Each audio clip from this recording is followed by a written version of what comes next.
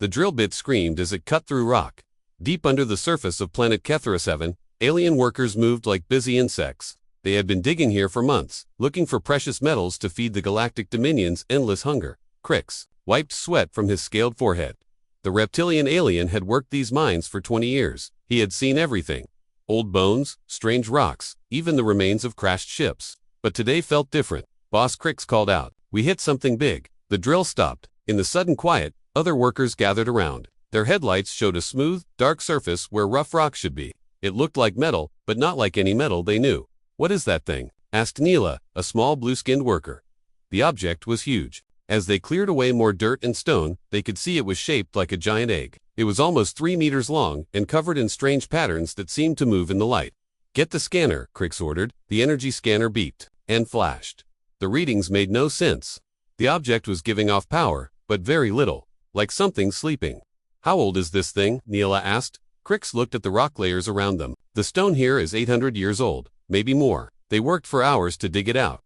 The object was heavier than it looked. When they finally got it free, it hummed softly. The sound made their bones feel strange. "We need to tell the research station," Crix said. 3 days later, the object sat in Research Station Alpha 9. Dr. Velthor, the station's head scientist, walked around it like a hunter studying prey. The tall, thin alien had spent his life studying old things. This was the strangest thing he had ever seen.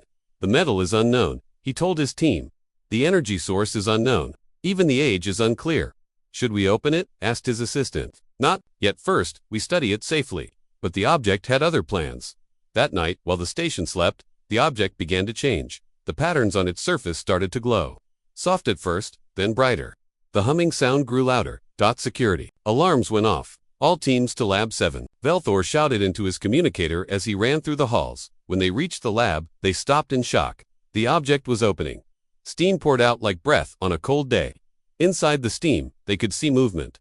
A hand reached out, then an arm. Then a figure sat up. It was unlike anything they had ever seen. The being looked almost like them. 2 arms, 2 legs, 1 head. But there were differences. Its skin was pale and smooth. Its hair was black and fell in soft waves. Most strange of all, its eyes glowed with a soft blue light. The being looked around the room. Its glowing eyes stopped on each alien face. When it spoke, its voice was calm and clear. "How long?" it asked in perfect galactic standard language. The aliens stared in shock. How did this ancient being know their language? "How long have I been sleeping?" the being asked again. Dr. Velthor found his voice. We don't know. The rock around your pod was very old. Maybe 800 years. The being nodded slowly. 800 years. It spoke the words like they hurt. "What are you?" Velthor asked. The being stood up. It moved with perfect balance, like a dancer or a fighter. "My name is Wujin. I am human." "Impossible," Velthor said.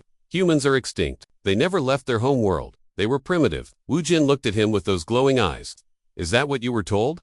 Something in his voice made the aliens step back. This was not the voice of a primitive being. "You will come with us for study," Velthor said. He pressed a button on his belt. Security guards rushed into the room, weapons ready. Wujin looked at the weapons. He did not seem afraid. "I would rather not." "You have no choice," Velthor said. Wujin smiled. It was not a happy smile. "I always have a choice." He raised his hand. The security weapons stopped working. The lights flickered. The computers made strange sounds. "How are you doing that?" Velthor demanded. "You study old things," Wujin said, "but you never learn to understand them." He walked toward the door. The guards tried to stop him, but their weapons would not fire. When they tried to grab him, he moved too fast, like water flowing around rocks. "Stop him," Velthor shouted, but Wujin was already gone. In the station's main computer room, Wujin placed his hand on the central processor. Information flowed into his mind like water into a cup. He learned about the Galactic Dominion. He learned about the thousands of worlds they controlled. He learned about the species they had conquered. Most importantly, he learned that humans were thought to be extinct. "Perfect," he whispered. His memories were coming back now. He remembered the plan. He remembered why he had been put to sleep. He remembered what he was designed to do. The Dominion thought humans were gone. They were wrong. Humans had been waiting, planning, growing stronger, and now it was time to wake up. Wujin felt something else in his mind. Other signals. Weak, but growing stronger. Other pods. Other prototypes. They were waking up too. Soyoung was right, he said to himself. The plan worked. Behind him, station alarms screamed. Security forces were coming. But Wujin was not worried. He had been made for this. Made to fight. Made to win. He touched the computer again. This time, he sent out a signal. A special signal that only other humans would understand. It would take time to reach them, but it would reach them. The message was simple: wake up, it's time. Then he walked to the station's hangar bay. The guards there tried to stop him. Their weapons failed, just like before. Wu Jin took a small ship and flew into space. As he left the station behind, he thought about the 800 years he had lost, 800 years of sleep, while the galaxy changed, while species were enslaved, while the Dominion grew fat and lazy with power. But those 800 years had also been preparation time. Time for humanity to plan. Time to build, time to create weapons and strategies the Dominion could never imagine. Wu Jin smiled as he set course for the outer rim. He could feel his body finishing its awakening process.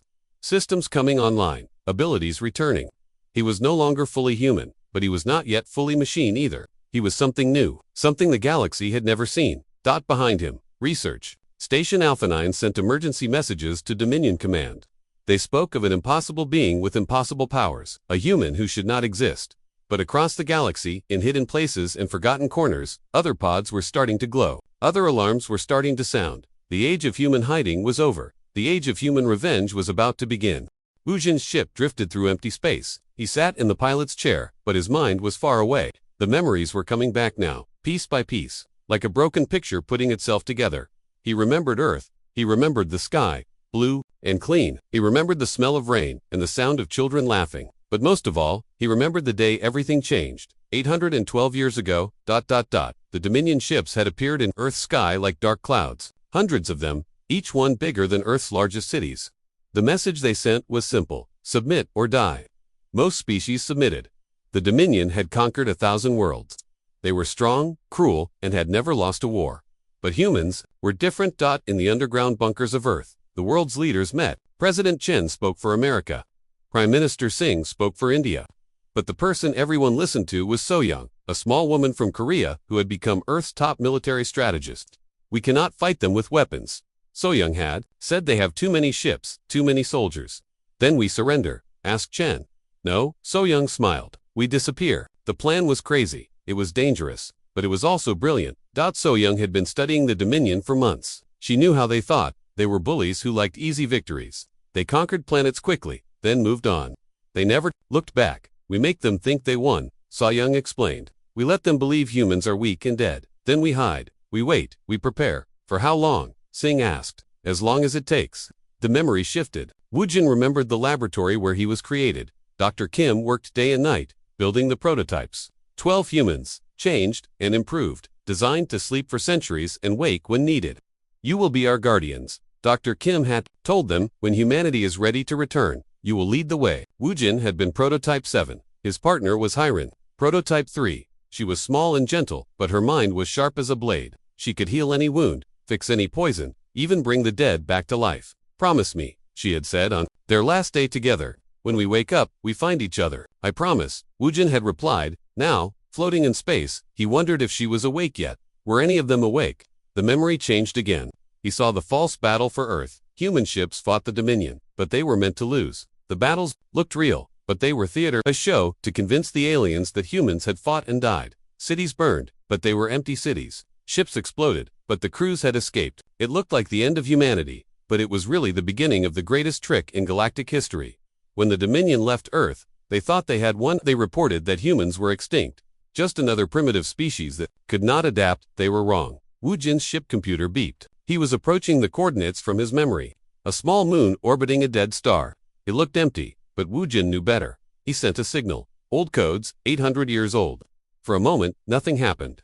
Then the moon's surface opened, like a flower. Inside was a city. Wu Jin's heart raced. They had survived. Humanity had survived. His ship was pulled into a docking bay. When he stepped out, he saw them. Humans, real humans, not changed like him. They were older than he remembered, but they were alive. Wu Jin, an old man, walked toward him. Is it really you? Wu Jin recognized the face, even though it was lined with age. Taemin, you're supposed to be dead. Taemin laughed. We're all supposed to be dead. That was the plan. Remember, they walked through the hidden city. It was beautiful. Clean streets, green parks, children playing. It looked like old Earth, but better. The technology was advanced, but it felt warm and alive. How many? Wu Jin asked. Here, about 50,000. But there are other cities, other ships, hidden all over the galaxy. Taemin smiled. So-young's plan worked better than we hoped. How many total? Maybe 10 million, maybe more. We stopped counting years ago. Wu Jin was amazed. 10 million. Humans, hidden from the galaxy for 8 centuries. Living, growing, learning. What have you been doing all this time? Taman led him to a viewing window. Outside, they could see massive construction projects. Ships unlike anything the Dominion had ever seen, weapons that seemed to bend light itself. Learning, Taman said. Watching, preparing. We've been studying every species in the Dominion. We know their weaknesses, their fears, their hopes, and our technology, far beyond theirs. We never stopped growing while they became lazy and fat. They reached a central chamber where hundreds of humans worked at advanced computers. On the screens, Wujin could see maps of the entire galaxy. Every world, every ship, every weakness marked and catalogued. The Dominion thinks they're strong, Taman explained, but they haven't fought a real war in centuries.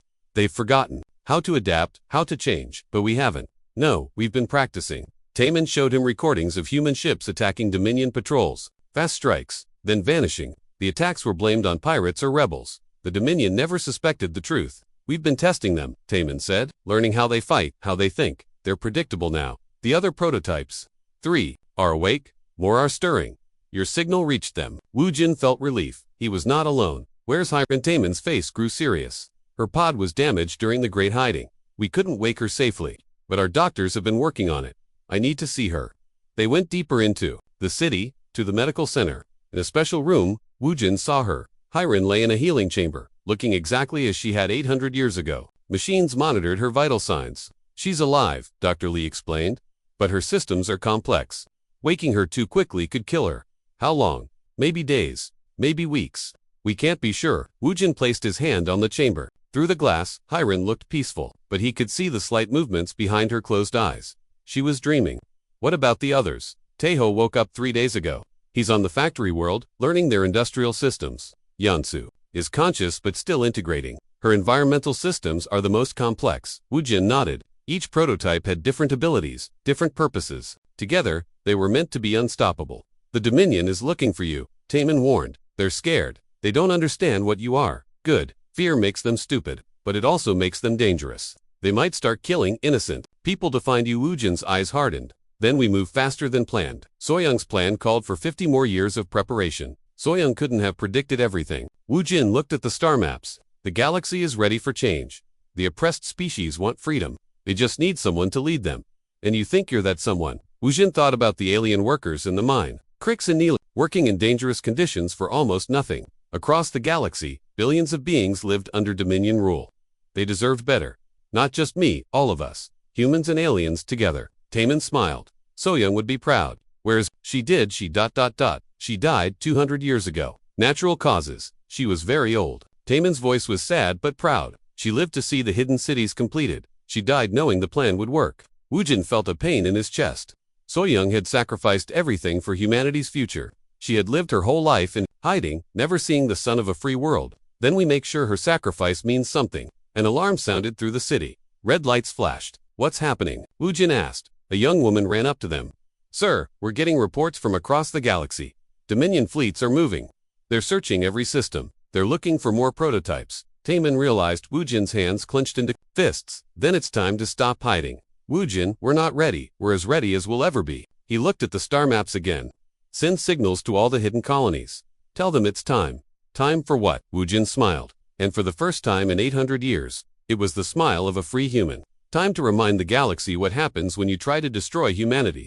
3 days after Wujin reached the hidden city, his mind buzzed with new signals. The other prototypes were waking up faster now. Each one sent a different feeling through the connection they shared. Taeho's signal came from the factory world. Of Mexix, his thoughts were sharp and focused on machines and building. Yansu called from a jungle planet, her mind full of growing things and natural harmony.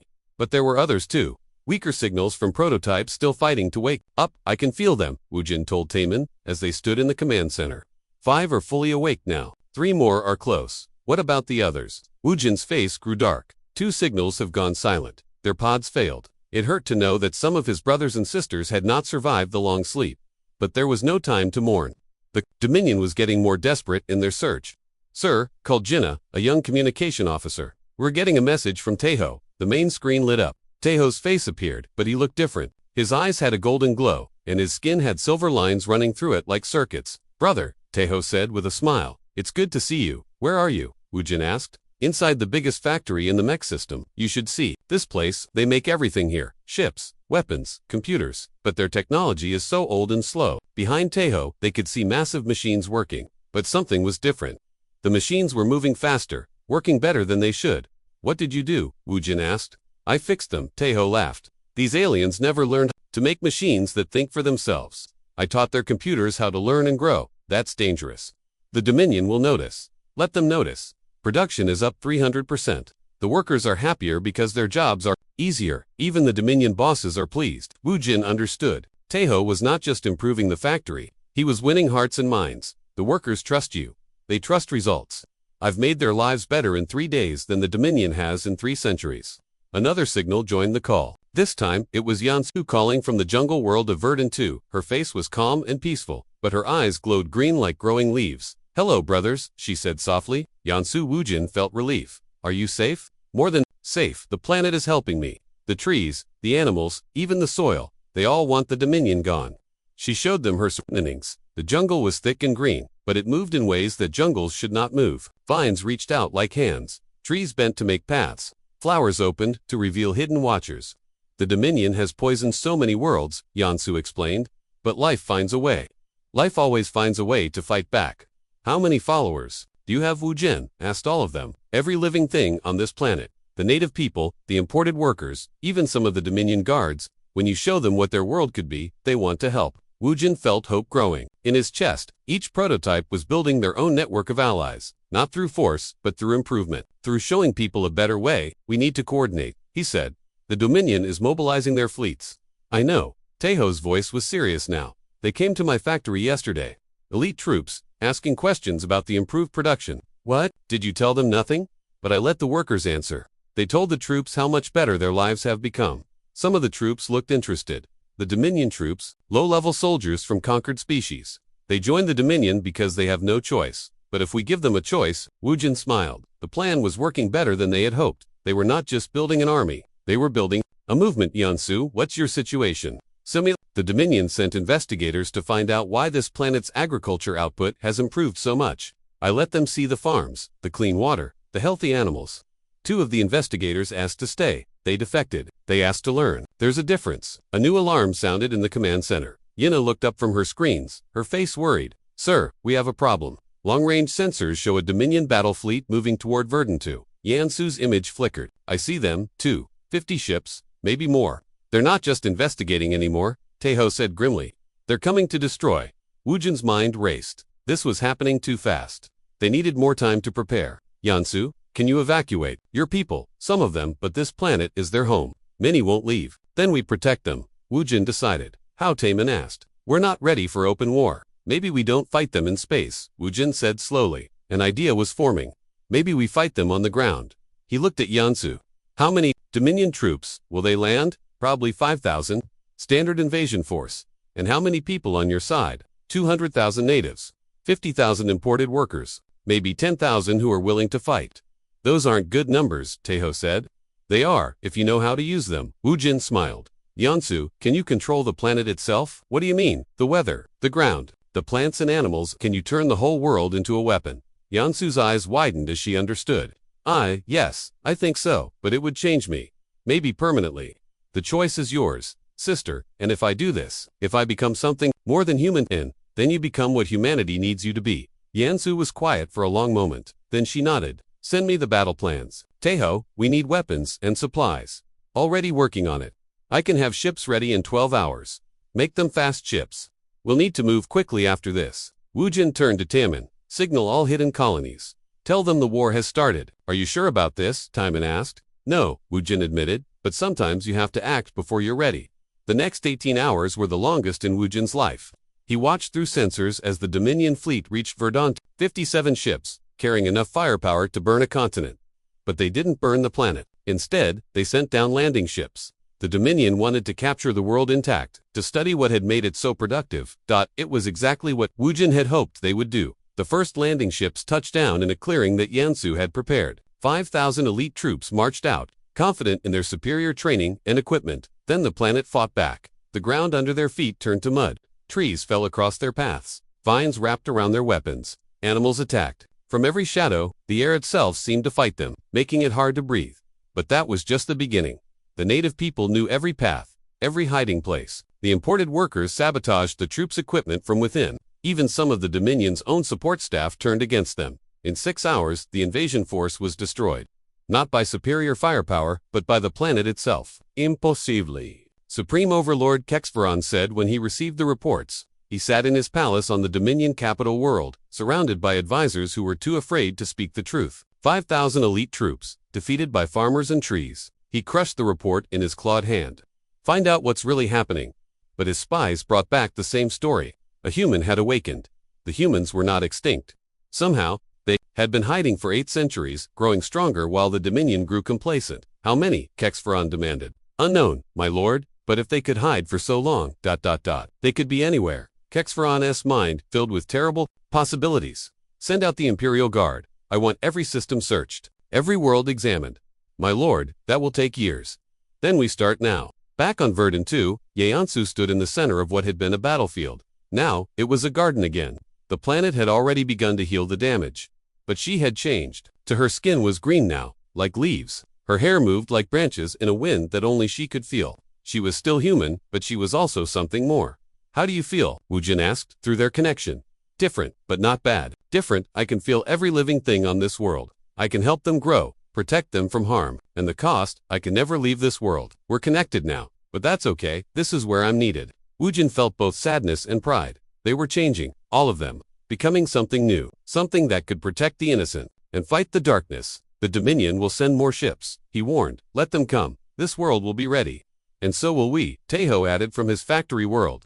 I've got 36 new ships ready to launch. Fast, smart, and invisible to their sensors. Wu Jin smiled. The network was growing. Soon, they would have enough strength to take the war to the Dominion's heart. But first, they needed to wake the rest of humanity. Send the signal, he told. Jina, all frequencies, all colonies. Tell them it's time to come home.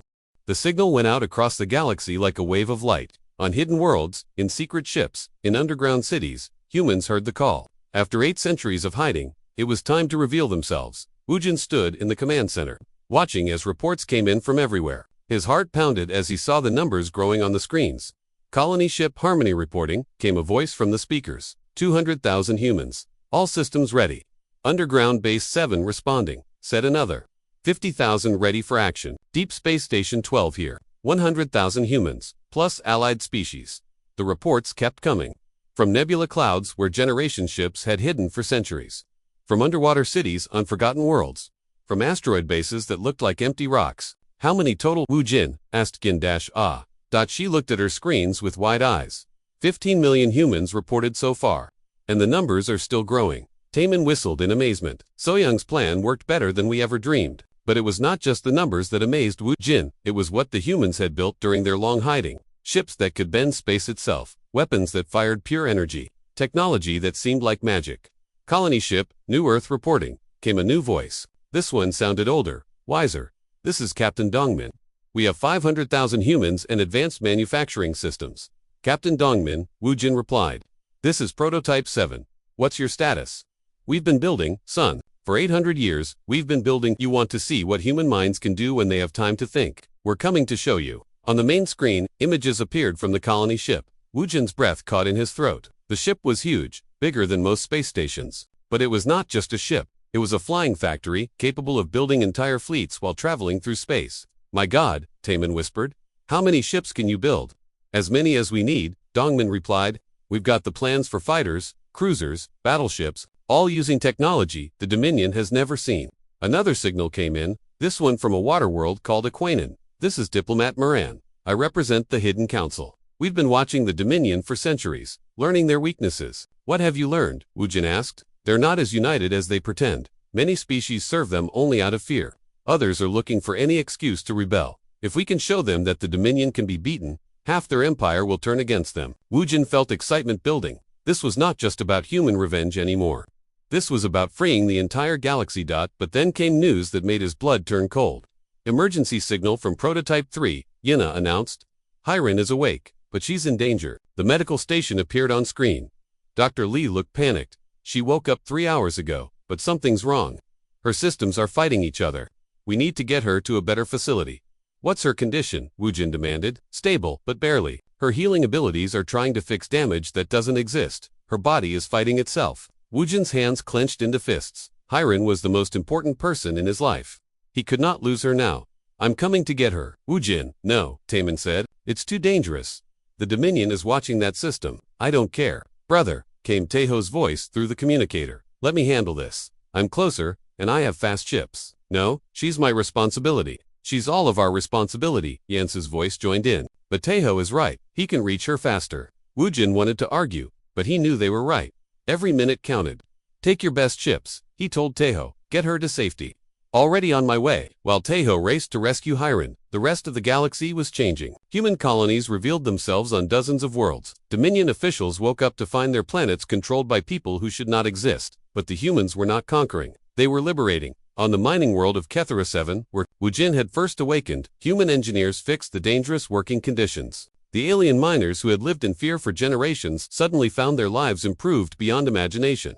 The humans are not like the Dominion, Crix told his fellow workers. They help instead of hurt.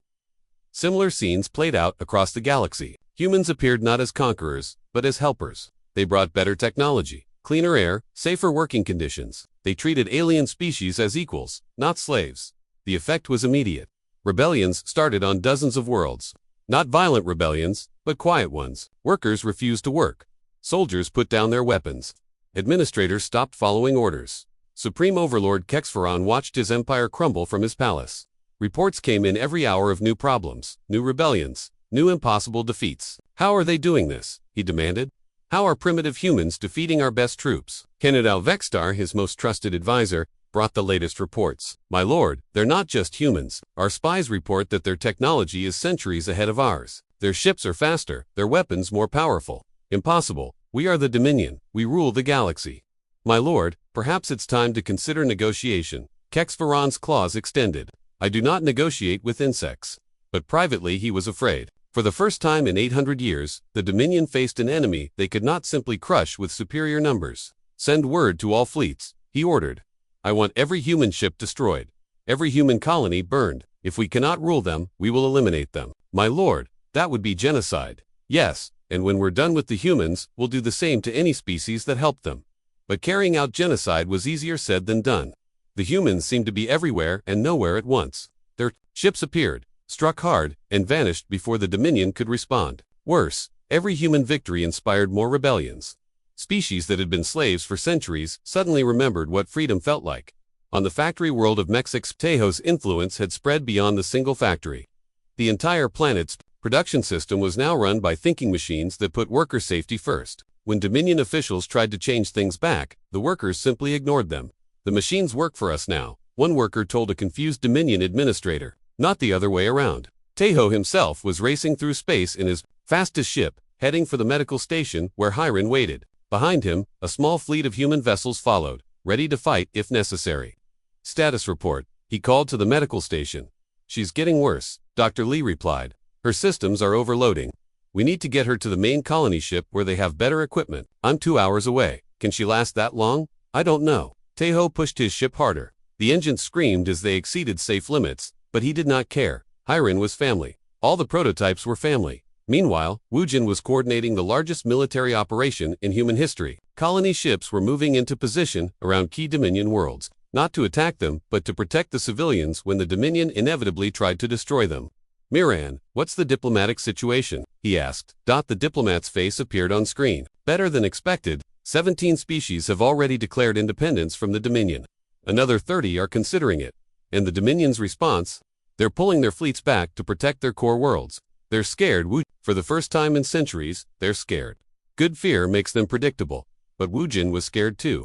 Not of the Dominion, but for Hiren. Through their connection, he could feel her pain, her confusion as her body fought against itself. Taeho, where are you? Approaching the medical station now. But we have a problem. Dominion ships are in the area. How many? 12 patrol class, but heavily armed. Wujin's jaw tightened. The Dominion was trying to capture Hiren. Can you fight them? Maybe, but not while carrying a medical patient. Then don't fight them. Run. I can't outrun 12 ships. You don't have to outrun them. Wujin smiled grimly. You just have to survive until help arrives. What help? Look behind you. Taeho checked his sensors and gasped. A massive human fleet was dropping out of hyperspace. Captain Dongmin's colony ship led the formation, surrounded by dozens of smaller vessels. "This is Captain Dongmin," came the familiar voice. "Nobody threatens our family. Dominion ships, you have 10 seconds to surrender or be destroyed." The Dominion patrol ships tried to run, only 3 of them made it to hyperspace. "Taeho, get our girl to safety," Dongmin ordered. "We'll handle things here." As Taeho's ship docked with the medical station, Wu Jin finally felt hope. They had saved Hyrin. They had shown the galaxy that humans could not be beaten. But the war was just beginning. "All human forces, this is Prototype 7. Wu Jin broadcast to the galaxy. The Dominion has declared war on innocent civilians. They choose genocide over justice. So we give them war." Across the galaxy, 15 million humans heard the call. After 8 centuries of hiding, they were ready to fight. The age of human hiding was over. The age of human justice had begun. The Dominion capital world of Zephyria had never seen such activity. Warships filled the sky like angry clouds. For 800 years, this world had been the center of galactic power. Now it was preparing for siege. Supreme Overlord Kexperon stood in his war room, watching the reports stream in. Half his empire was in rebellion. Human fleets appeared and disappeared like ghosts. His own soldiers were deserting in massive numbers. "My lord," General Vexstar said carefully, "perhaps we should consider the humans' offer to negotiate." "Never." Kexperon's claws scraped against the metal table. "I have one final weapon. Something that will end this war forever." Deep beneath the capital city, in chambers that few knew existed, ancient machines hummed to life. The Dominion's ultimate secret was awakening. A weapon built by the first species they had conquered, then buried and forgotten. The reality engine. It could rewrite the laws of physics themselves, change the nature of life itself. With it, Kexperon could erase the humans from existence, as if they had never been born. But the weapon needed a living mind to guide it, a mind capable of understanding both technology and biology. He had found the perfect candidate. "Bring me the human prisoner," he ordered. Guards dragged Hyrin into the chamber. She had been captured during Taeho's rescue attempt when her medical transport was attacked. Now she lay strapped to a table, machines connected to her healing systems. "You will guide the reality engine," Kexperon told her. "You will help me erase your own species." Hyrin looked at him with calm eyes. "I will not. You have no choice. The machine is connected to your body now. When I activate it, it will use your healing abilities to rewrite reality itself. Then you don't understand what you're dealing with." Kexperon laughed. "I understand perfectly. You heal things. I will make you heal the galaxy by removing the human disease from it." Above the planet, the largest space battle in galactic history was beginning. Human fleets led by Wu faced the entire remaining Dominion Navy. Ships numbered in the thousands on both sides. "All human vessels, this is Prototype 7, Wu Jin broadcast. Remember, we fight not for conquest, but for freedom. Protect the innocent. Save who you can." "Brother," came Taeho's voice from his flagship. "I'm reading massive energy building. On the planet's surface, something big is happening down there." "That's where they're holding Hyrin," Wu Jin said grimly. "I'm going down there. It's suicide. The planetary defenses will not stop me." Wu Jin's ship began to glow with strange energy. "I'm not the same person who woke up in that mine. None of us are." His ship dove toward the planet like a falling star. Defense turrets fired, but their beams bent around him as if he was not there. Fighter ships tried to intercept him, but they could not match his speed. Wu Jin had changed. They all had. The prototypes were becoming something beyond human, beyond machine. They were becoming what the galaxy needed them to be. On the planet's surface, the reality engine reached full power. The chamber filled with impossible light as the machine began to rewrite the fundamental laws of existence. "Now," Kexperon commanded, "erase the humans." But Hyrin was not helpless. Her healing abilities worked on more than just bodies. They worked on anything that was broken, anything that was in pain. And the galaxy was in pain. For 800 years, the Dominion had hurt countless species. They had broken cultures, destroyed worlds, enslaved billions. The reality engine was connected to all of it, and through Hyrin, it felt that pain. "You want me to heal?" Hyrin whispered. "Then I'll heal everything." Instead of erasing humans, the reality engine began to heal the damage the Dominion had caused. On thousands of worlds, polluted air became clean. Destroyed ecosystems came back to life. Enslaved minds remembered what freedom felt like. "What are you doing?" Kexperon screamed. "What I was made to do," Hyrin replied. "I'm a healer. I heal what's broken." The chamber door exploded inward. Wu Jin stood in the doorway, his body glowing with energy. He was no longer fully human. His skin had silver lines like circuits. His eyes burned with inner fire. "Let her go," he said simply. "Kill him." Kexperon ordered his guards. They tried. Their weapons fired, but the energy beams passed through Wu Jin like he was made of light. He walked forward calmly, and where he stepped, the guards' weapons simply stopped working. "You cannot win," Kexperon said, but his voice shook. "I have the reality engine. I can rewrite existence itself. So can we." Wujin reached the machine where Hiren was connected. But we choose to make things better, not worse. He placed his hand on the reality engine. Through their connection, he and Hiren joined their minds. Together, they understood the machine completely. We can free everyone, Hiren said, through their link. Every enslaved mind in the galaxy. But it will change us forever. I know, Wujin replied. Are you ready? I've been ready for 800 years. Together, they turned the reality engine into something new. Not a weapon of destruction, but a tool of liberation. Across the galaxy, every being enslaved by the Dominion felt their mental chains break. Not just humans, but all species.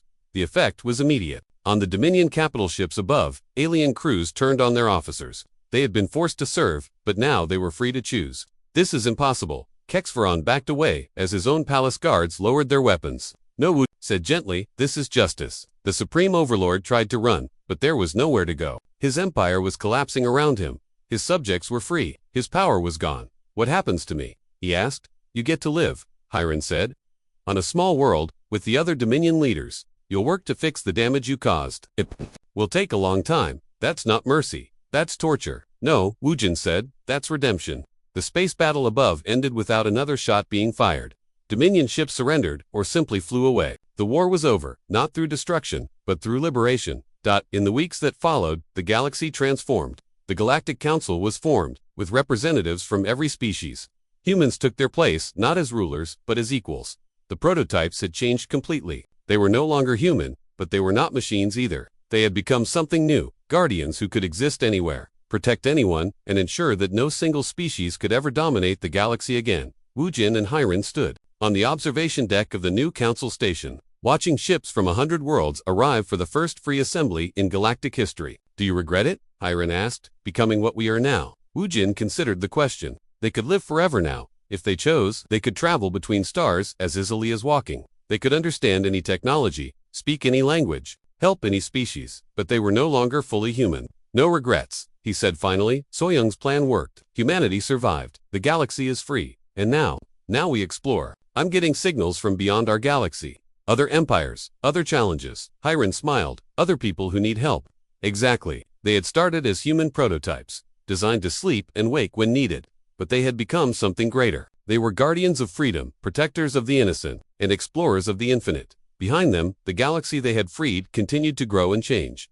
New alliances formed. Old wounds healed. Species that had been enemies for centuries learned to work together. The age of the Dominion was over. The age of cooperation had begun. And somewhere in the vast darkness between galaxies, new signals called out. New adventures waited. New people needed help. The prototypes were ready. Shall we? Wujin asked, gesturing toward the stars. Together, Hiren replied.